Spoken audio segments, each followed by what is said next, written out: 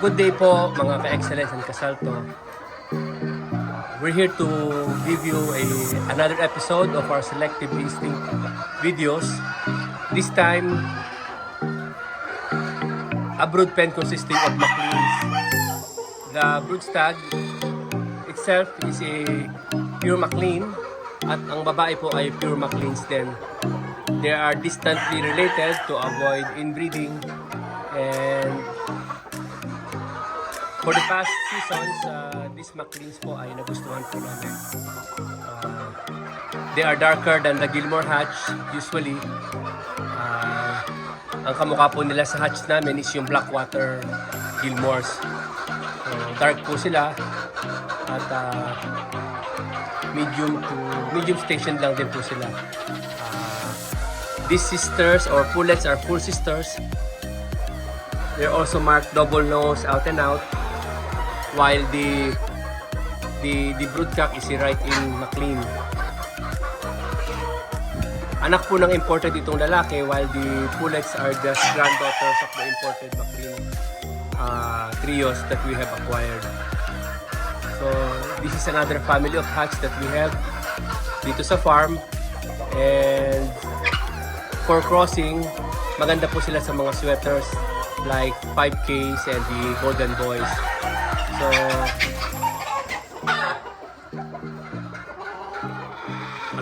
a very typical Maclean. They are dark colored, all-time hatches. Nakuha po namin ito kay Larry Romero, ang bloodline ng green-legged Macleans namin.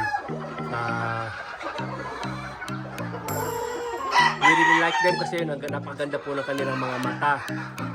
Pulang-pula yung mata nila. They're not big birds, but sakto lang po typical for Philippine settings. So when you cross them with sweaters, gumaganda po talaga yung mata nila. Very typical na kagustuhan po ng mga Filipino breeders. So isa po ito sa hatch na narito sa farm namin, kasama po ng Gilmore hatch. So these are the two dark-legged hatch, one of the family na mini-maintain namin dito sa farm. So